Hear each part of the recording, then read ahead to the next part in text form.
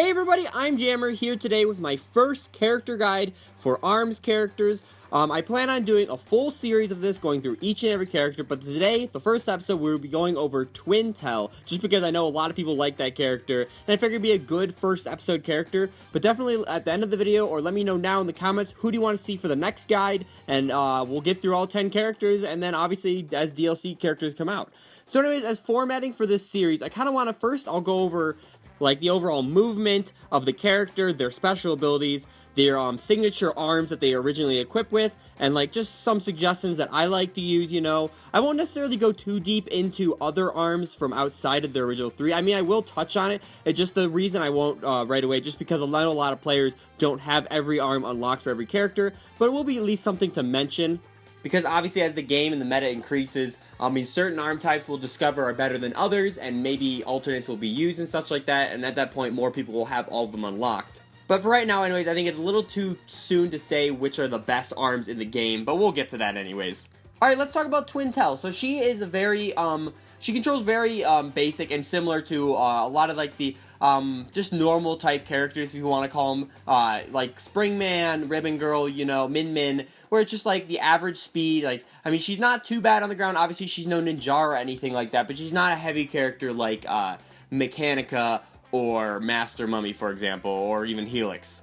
So overall, yeah, she's got great mobility on the ground and the air, but specifically the air, because she has this, her ability is basically kind of like Bayonetta's Witch Time in a sense, where she can actually slow down time when she holds, her dodge. So for example, on the ground, she can like slide to the side, and it basically makes all incoming punches go into slow motion. And the same goes for the air. And what's really important about this skill specifically is the fact that you can charge your fists in the air. Not a lot of fighters can do it. There are a select few in the game that can. And I think characters who have this ability are really strong, and they should be using this technique often. And that's when playing Twintelle, that's something I highly recommend, is while you're in the air, using that time to, while you float there with your slow motion, where you're theoretically safe and have enough time to react to dodge out a way of an incoming fist. You can charge up your fist and drop to the ground with a quick punch in with a fully charged fist, because that's obviously an important thing to do in ARMS, is use as many charged fists as possible rather than just the regulars, which it's situational. Sometimes the normal fists are fine to use, but obviously the goal is to use as many charged punches as possible. So having the ability to be able to charge them in the air is fantastic. While we're talking about the air, one technique that I did learn, it's not necessarily like game breaking, but it is something interesting that you can actually do two of the slowdown time things in the air in one jump. Well, usually it's just like you jump once and then you can use it once and then you kind of fall to the ground afterwards. So basically what you can do is if you activate it, but as soon as you only activate it for a few seconds, and then you can reactivate it again, and even change direction. So you can go one way and then change the direction to the other way to do it a second time in the air.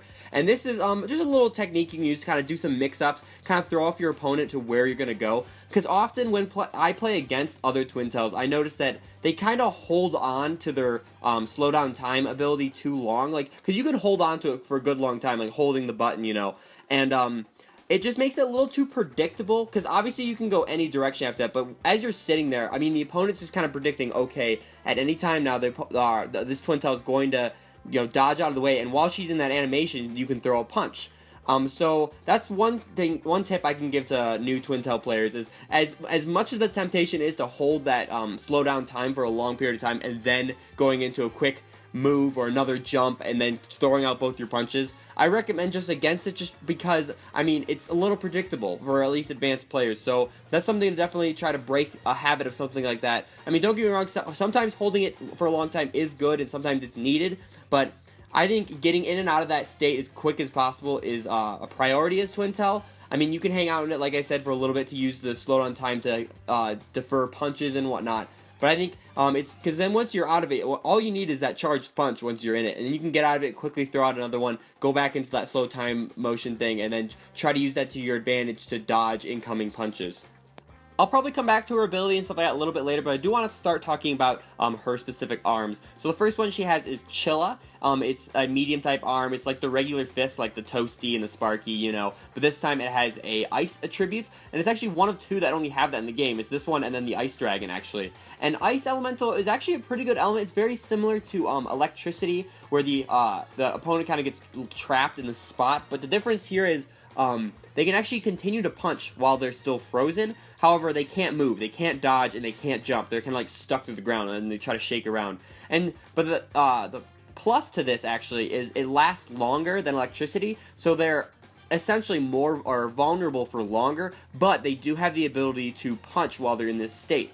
So it's really important what I found is so when you do freeze an opponent, instead of going for an immediate grab like you would with if you connect electricity, because electricity, you know, obviously breaks a lot sooner and ice lasts longer, but usually what's going to happen if the player knows what they're doing when they're frozen, they're going to try to throw out a punch to either force you to act differently rather than throwing in a grab, or try to get you to dodge and basically bait out the time limit for them to thaw out and be able to move again, you know.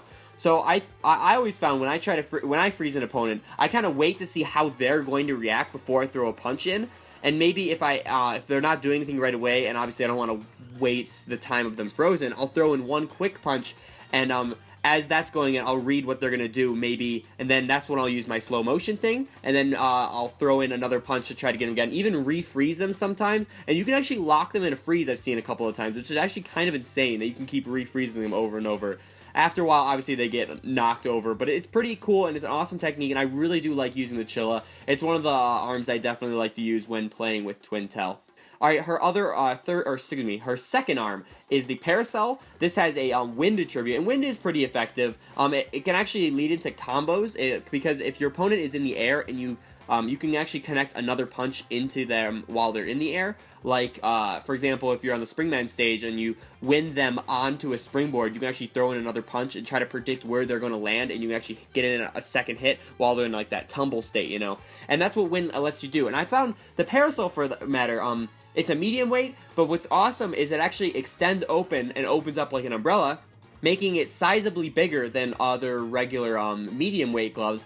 Which, the plus of this is that, it makes it a lot easier to aim with and hit, because it's just like a bigger hitbox, and also because that you can actually use it as defensively to connect with your opponent's punches.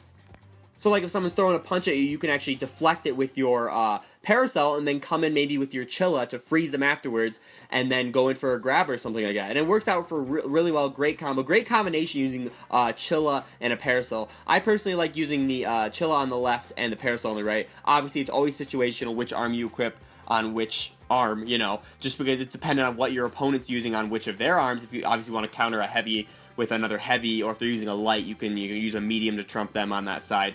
And it really depends. The Parasol is really effective, though. It comes out a little slow at the beginning, but then it speeds up after it initially comes out. So it's a little bit of a slower, it's like a slow in, so it goes slow and then it speeds up as it takes off, you know? But I found just because of its size, it's actually really easy to hit with, and it's also great for deflecting other punches, which is fantastic.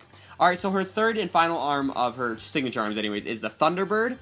This is like the Firebird that Master Mummy has, and what basically is, it has the electric attribute, which is an awesome attribute, obviously. And the cool thing about the birds, for example, the arm of the bird is it actually shoots off of your arm, and it's like basically a projectile. And what's really key about using this arm is because of the size of it. You can actually use it. It's a lot harder for your opponent to deflect with one of their punches, and you can get some really sick curves on it and like arcs. At least for me, I haven't played around with the birds enough to really get a good hold and grasp of how they control, because they do play a lot differently than all the other arms in the game. But I feel like if you get really effective with aiming with that, it's actually really potent, because you can actually, like, for example, if someone uses the Guardian, you can actually arc it over the Guardian to hit the player. You can bend it around corners like the DNA Labs columns and stuff like that. And plus, I mean, it has electric attribute, which is a fantastic element, which offers up, like I mentioned previously, to instant grabs, you know. Now, I personally don't use the Thunderbird that much when playing Twintelle, just because, like I said, I just haven't had enough practice with it, with how it controls, you know. The Chilla and especially the Parasol are really easy to control, really easy to just jump in and use them, you know. They don't have as much technique as you would using the Thunderbird, but I think the Thunderbird is really effective. I could see pairing it with either of the other two, a Chilla or a Parasol. Maybe the Chilla just so you can get the ice and electric attribute, or even the Parasol just for more of a big buffer shield like I've been previously mentioning. I think Twintelle is a fantastic character and easily one of the best in the game, just because she has a lot of aerial movability. She has like I mentioned, you can charge your fist in the air, which is a very awesome skill to have, because like I said, not many characters actually can use that. The slowdown time thing actually happens a lot more than you'd expect. Like, at least when I play Springman or even Min, I don't really connect their kick or their little, like, deactivate arm thing as often as I probably should. However, with Twintelle, I feel like it's very easy to actually get that slow motion thing. As long as you're not, again, like I said, being too predictable with it, holding on to it too long where the opponent can kind of predict what momentum you're going to take or which direction you're going to dodge to and throw in a quick punch to where you're going to land. Because, yeah, if you do this, it will leave you open to a counter, and that's something, obviously, you don't want to happen. But, yeah, guys, let me know in the comments if you have your own tips and tricks for playing Twintelle. Definitely let us know in the comments. I really, honestly think she's one of the better characters in the game. Probably not number one, and I might save that for a later tier list video or whatever. But I think she's very viable, and you can win a lot of matches with her, because she does have a great default arm combo, and her special ability is really awesome, and you can, like I said, pull it off a lot easier than some of the other characters, and it's really effective. But yeah, guys, give this video a huge awesome like, and if you haven't already, subscribe for tons on Nintendo ARMS and more character guides. Like I said, let me know in the comments what character you want to see a guide for next. Really, anyone you want. Anyone on the roster. Min, Springman, Ribbon Girl, Ninjara, Master Mummy. We still have, 9 left to go. And then, of course, obviously when Max Brass comes out and the rest of the DLC, we'll obviously get to them when they come out. But until then, yeah, let me know in the comments who you want to see the guide for next. Also, if you want, I usually try to live stream this game on Friday afternoons around 3 p.m. Pacific, 6 p.m. Eastern. I set up a little lobby, and you guys can come and play with me, and we can set up little mini tournaments and compete in a ton of different rounds and stuff like that. It's a lot of fun, so definitely join us if you'd like to do that one of these days. So yeah, again, thank you guys so much for watching, and I will catch you in the next one. See ya!